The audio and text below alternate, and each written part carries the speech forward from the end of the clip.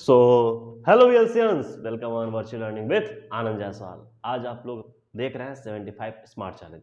और 75 smart challenge में हम लोग बात करने वाले हैं केमिस्ट्री का जो पार्ट छूटा हुआ था, जिसको हमने जिस सेक्शन को हमने कहा था कि अलग से पढ़ाएंगे, वो है केमिकल काइनेटिक्स का। अगर हम बात करें कि समाकलित वेग समीकरण, प्रथम अभिक्रिया शून्य कोट अभिक्रिया का समाकलित वेग समीकरण, जो कि बोर्ड में बहुत ही इंपॉर्टेंट है, इस पे क्वेश्चंस बनना और आता ही है, श्योर है कि इस पे क्वेश्चन आता है। तो बने रहिए लेक्चर में, देखते हैं क्या क्या इसमें है, कैसे कैसे हम इसको समझेंगे और कैसे इसका डेरिवेशन देखेंगे। डेरिवेशन कितना जरूरी है, कौन कौन सा समाकलित वेग समीकरण है और कहाँ से हम कितना अभिक्रिया में लगने वाला समय कैसे ज्ञात करेंगे, और यहीं पर साथ में कि अभिक्रिया आधे समय में पूर्ण हो रही है तो कितना समय लगेगा, वो सब यहीं पर देखेंगे। तो यहाँ पर हमने हेडिंग डाल रखा है समाकलित वेग समीकरण। समाकलित वेग समीकरण में हमने कहा सबसे पहली बात हम करने वाले हैं शून्य कोटि अभिक्रिया के लिए समाकलित वेग समीकरण। जब शून्य कोटि अभिक्रिया के लिए समाकलित वेग समीकरण की बात की जाए तो शून्य कोटि अभिक्रिया के लिए समाकलित वेग समीकरण यहाँ पर हमारा है, जो कि ये आपको देखना है। ठीक है, तो देखिए यहाँ पर शून्य कोटि अभिक्रिया के लिए समाकलित वेग समीकरण। देखो, अगर हम कहें कि रिएक्टेंट हमारे पास ए है और ये प्रोडक्ट में कन्वर्ट हो रहा है, तो सबसे पहले हमने कहा कि अगर समय जीरो हो, मतलब कि कोई समय ना चला हो, तो ये रिएक्टेंट का जो कंसंट्रेशन है वो जैसे था वैसे ही प्रोडक्ट, मतलब प्रोडक्ट नहीं बना होगा, इसमें से कोई खत्म नहीं हुआ होगा। लेकिन अगर हम बोले कि ये इसको ए बोल दिया जाए, क्या बोल दिया जाए कि ये ए है और ये जीरो रह गया, लेकिन हमने कहा जैसे ही समय टी बाद देखा गया तो ये a माइनस एक्स हो गया है, मतलब कि x मोल जो है इसमें से खत्म हो गए, प्रोडक्ट में कन्वर्ट हो गया।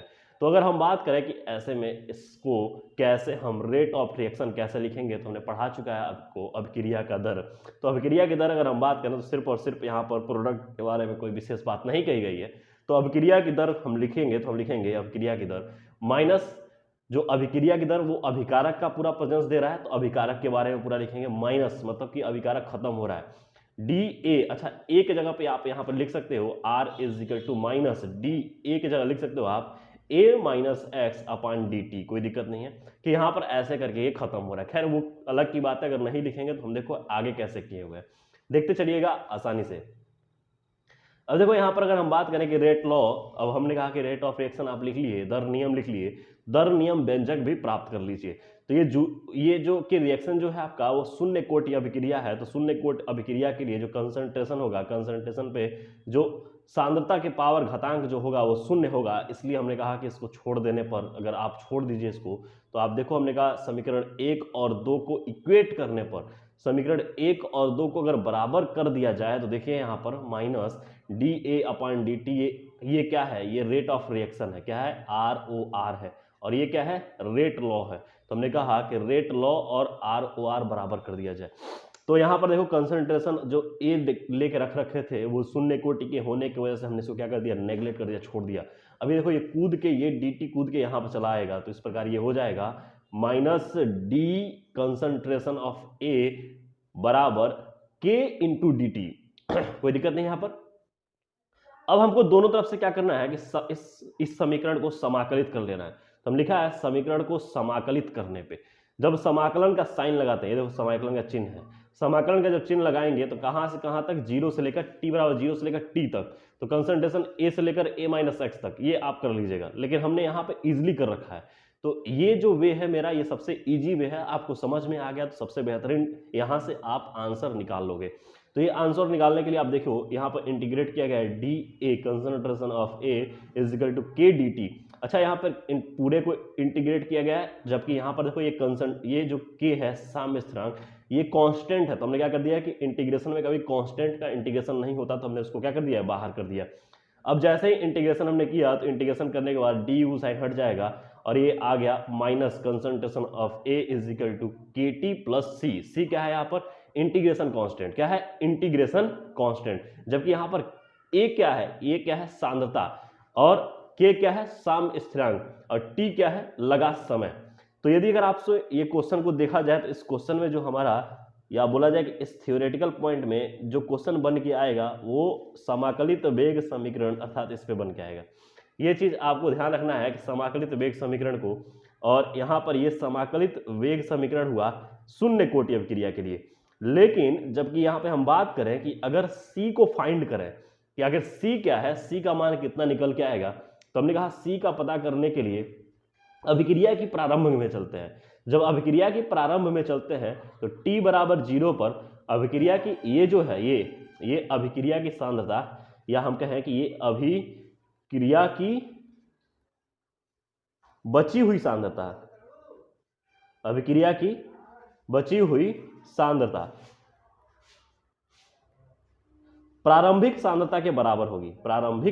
ये प्रारंभिक सांद्रता है। तो यहां पर आपको ये देखिएगा, जब हमने कहा कि अगर C का पता करना हो तो हमको अभिक्रिया के लिए क्या करना होगा कि अभिक्रिया के प्रारंभ में चलना होगा। तो यदि अगर अभिक्रिया के प्रारंभ में अगर हम चलें तो हमने कहा कि t बराबर 0 ले लिया जाए, t बराबर 0 समय पर अभिक्रिया में की बची हुई सांद्रता जो है वो अभिक्रिया की प्रारंभिक सांद्रता के बराबर होगी। तो इस प्रकार जहां हम फॉर्मूला निकाले थे वो हम फॉर्मूला निकाले minus A concentration A is equal to K T plus C. अब यहाँ पर ए के जगह पे क्या रख देंगे, ए नॉट, मतलब प्रारंभिक सांद्रता। और जैसे ही प्रारंभिक सांद्रता रखेंगे और टी का मान 0 पर रखेंगे, क्योंकि 0 पर है ना, टी बराबर 0 पर, तो टी बराबर 0 पर जब जैसे ही रखेंगे तो यहाँ पर देखो ये मल्टीप्लाई होकर क्या हो जाएगा 0। और चूंकि ये मल्टीप्लाई होकर जब 0 हो जाएंगे बाबू, तो आप देखिए यहाँ पर कि ये यहाँ पर प्रारंभिक सांद्रता इज इक्वल टू हो जाएगी, यहाँ पर प्रारंभिक सांद्रता जो कि ये जब 0 हो जाएगा तो जो प्रारंभिक सांद्रता है वो C के बराबर हो जाएगी, जबकि निगेटिव रेशियो में। किसमें? निगेटिव रेशियो में। ठीक है बाबू। अब यहाँ पर हम कहें कि यहाँ से आपने C का मान निकाल लिया, तो ये देखो आपने C का मान निकाला। अब इस C का मान जो समाकलित समीकरण है, ये जो C का मान जो आपने निकाला, इस C का मान समाकलित समीकरण में आप पुट कर दीजिए। तो जैसे ही पुट करोगे आपको ये कुछ बन के दिखेगा, प्रारंभिक सांद्रता माइनस बची हुई सांद्रता बराबर K इंटू टी।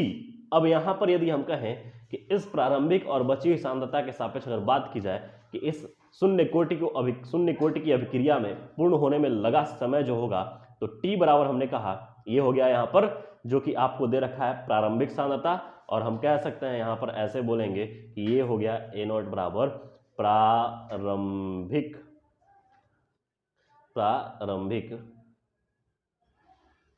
सांद्रता, और जो ये A है ये है बची हुई सांद्रता, ठीक है। और यहां पर K जो है K वो साम्य स्थिरांक है, कोई दिक्कत नहीं है, बात समझ में आ रही है। तो ये शून्य कोटि की अभिक्रिया में शून्य कोटि की अभिक्रिया को पूर्ण होने में लगा समय है, कोई दिक्कत नहीं यहां पर। तो ये चीज देख लीजिए। अब इस शून्य कोटि अभिक्रिया के लिए अर्ध आयु काल क्या होगा, तो अगर हम कहें कि शून्य कोटि की अभिक्रिया का अर्ध आयु काल, यदि शून्य कोटि अभिक्रिया के लिए अर्ध आयु काल हम निकालें तो हम कह रहे हैं कि टी बराबर हाफ, मतलब कि आधे समय पर जो बची हुई सांद्रता है वो प्रारंभिक सांद्रता के बराबर होगी। यदि हम कहें कि अगर मान लो कि एक केले को आप 1 मिनट में खाते हो, तो अगर हम कहें कि उस केले को आधे मिनट में आप कितना समय में कितना खाओगे, तो आप कहोगे सर एक केले का आधा हिस्सा तो हम खा पाएंगे। तो आधा हिस्सा मतलब जो प्रारंभिक सांद्रता का आधा हिस्सा कंप्लीट हुआ है या बची हुई सांद्रता उसके बराबर है। तो हमने कहा कि T इज इक्वल टू यहाँ पर A नॉट माइनस ए और ये जो बची हुई सांद्रता है, बची हुई सांद्रता प्रारंभिक सांद्रता की आधी है। तो यहाँ पर इसको हमने कह दिया कि जहाँ पर A है वहाँ पर हम लिख देंगे कंसंट्रेशन ऑफ A, मतलब बची हुई सांद्रता के जगह हम लिख देंगे प्रारंभिक सांद्रता की आधी, तो यहाँ पर लिख देंगे कंसंट्रेशन ऑफ प्रारंभिक सांद्रता बटे 2। अब ये 2 करने 2 माइनस 2, तो ये एक ही रह जाएगा और नीचे आ जाएगा K, तो हम कह सकते हैं तो 2K। तो ये हो जाएगा यहाँ पर T half is equal to प्रारंभिक सांद्रता अपान 2K। तो यहाँ पर एक बात बहुत अच्छी निकल के आती है जो सारे टीचर लेके कूदते हैं, और वो ये बात ये है बाबू, हम भी बता दे रहे हैं कि जो T हाफ है किसकी, T हाफ शून्य कोटि की, वो शून्य कोटि की जो T हाफ है वो प्रारंभिक सांद्रता पर निर्भर करती है। कोई दिक्कत है बेटा? यहाँ पर लिख रहे हैं हम कि T हाफ शून्य कोटि की इनिशियल कंसंट्रेशन पर डिपेंड करती है।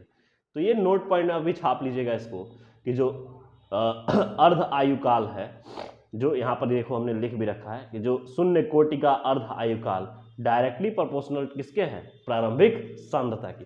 इसका मात्रक होता है mole litre inverse second inverse.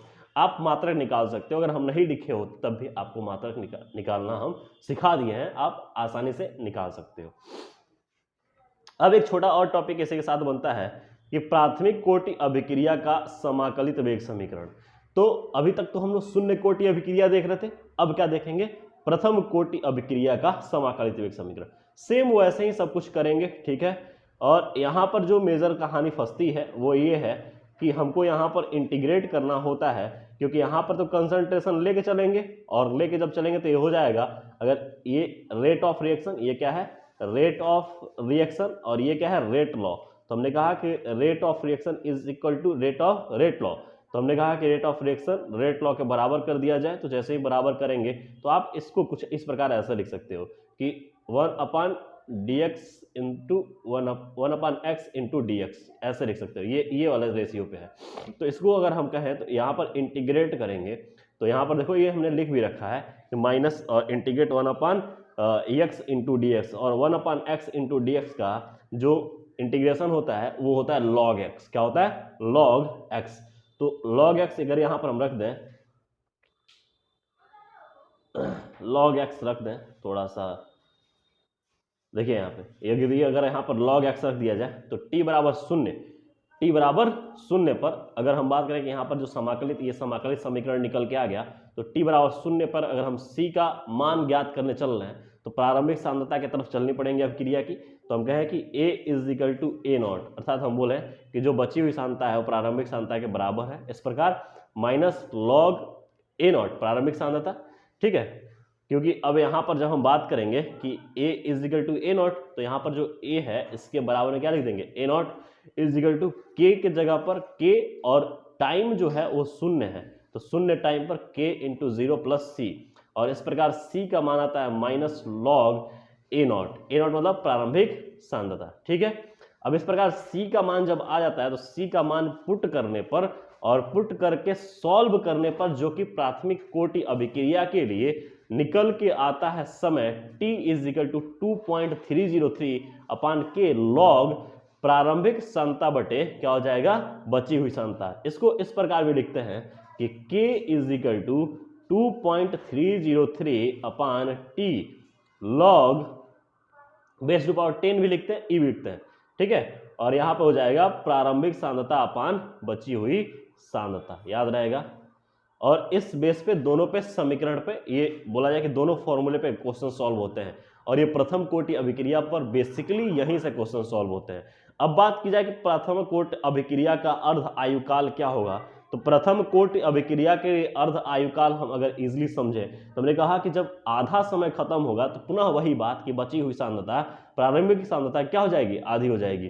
तो हमने कहा t half is equal to 2.303 log, अब यहाँ पर जो a नॉट लिखे थे और ये जो a नॉट था जो प्रारंभिक सांद्रता, जो बची हुई सांद्रता थी, तो हम बात करें कि जो उसके अकॉर्डिंग जो प्रारंभिक सांद्रता वहाँ रहने दें, बची से बची हुई सांद्रता a नॉट बाई 2 रख दिए। a नॉट से a नॉट मतलब प्रारंभिक सांद्रता कैंसिल आउट हो गई, और ये 2 कूद के ऊपर चला गया। जब 2 कूद के ऊपर जाएगा तो log 2, और बेटा log 2 का मान होता है 0.301 समथिंग, ठीक है। तो यहाँ पर अगर हम बात करें कि 0.310 होता है, ठीक है। तो यहाँ पर log 2 का मान अगर हम रखेंगे तो इस प्रकार t हाफ का मान हो जाता है 0.693 अपान k। तो 0.693 अपान k, अर्थात यहाँ पे कहा जाता है कि प्रथम कोटि अभिक्रिया का अर्ध आयुकाल प्रारंभिक सांद्रता पर निर्भर नहीं करता, कोई दिक्कत नहीं है। अब देखो बोर्ड के लिए इतना बहुत जरूरी है। इसके अलावा जो है आपका कोलिजन थ्योरी में सकर्ण ऊर्जा, आर्यनियस समीकरण, ये सब इंपॉर्टेंट है, तो आप पढ़ लीजिएगा आर्यनियस समीकरण और सकर्ण ऊर्जा। सकर्ण ऊर्जा क्या होती है, या बोला सकर्ण ऊर्जा होती क्या है, तो हम कहेंगे वह न्यूनतम ऊर्जा जो अभिकारक के टक्करों द्वारा या टक्करों को कंप्लीट होकर उत्पाद की तरफ ले जाती है, वही न्यूनतम ऊर्जा क्या कहलाती है, सकर्ण ऊर्जा। तो ये सब चीजें, और आर्यनियस समीकरण देख लीजिएगा, ये थोड़े छोटे छोटे टॉपिक हैं जो कि आर्यनियस समीकरण और सकर्ण ऊर्जा, यहाँ पर ये चीजें कोलिजन थ्योरी को कंप्लीट करती हैं, और यहीं से क्वेश्चंस बोर्ड में ज्यादातर पूछे गए हैं। तो ये चीज कंप्लीट करिएगा, और साथ में जो आपका ये समाकलित वेग समीकरण है, इस समाकलित वेग समीकरण के फॉर्मूले पे आधारित जितने भी क्वेश्चन लगे हों या आपको दिख रहे हो, कहीं भी दिख रहे हो, तो एक बार लेके प्रैक्टिस कर लीजिए। और इससे क्या होगा कि आपके प्रैक्टिस से जो आप इस पे पढ़ के अभी जा रहे हैं वो कंठस्थ हो जाएगा, और कंठस्थ होने के साथ साथ आपको यदि बोर्ड में क्वेश्चन अगर ऐसे दिख रहे हैं तो आप हेजिटेट नहीं होगे, रुकोगे नहीं, धड़ाधड़ कर ले जाओगे, कोई दिक्कत नहीं है। तो बेसिकली आपको इतना ध्यान रखना है, जितना फॉर्मूला हमने कराया है समाकलित वेग समीकरण में वो हमने कराया शून्य कोटि अभिक्रिया और प्रथम कोटि की अभिक्रिया। शून्य कोटि की अभिक्रिया और प्रथम कोटि, सबसे ज्यादा क्वेश्चन पूछा जाता है प्रथम कोटि की अभिक्रिया पर, क्योंकि वहां पर क्वेश्चन जो होता है एग्जामिनर जो होता है खेल जाता है। तो आपको वो चीज समझ के जाना है कैसे एग्जामिनर खेलेगा, कौन सा क्वेश्चन देगा, कौन से फॉर्मूले पर रखेगा, ये चीज आपको समझना है। अगर यदि आपको नहीं समझ में आ रहा है तो जो हमारा पीडीएफ है, जो कि आप क्वेश्चंस आप लोग के लिए प्रिपेयर किया गया है, उस क्वेश्चंस बुकलेट को आप परचेज कर सकते हैं। पीडीएफ के फॉर्म में आपको अवेलेबल करा दी जाएंगी, जिससे कि आपको पता लग जाएगा कैसे बोर्ड में क्वेश्चन आते हैं। तो ये चीजें आपको ध्यान रखनी है, ठीक है। मिलते हैं नेक्स्ट क्लासेस में। So thank you वेल्सियंस।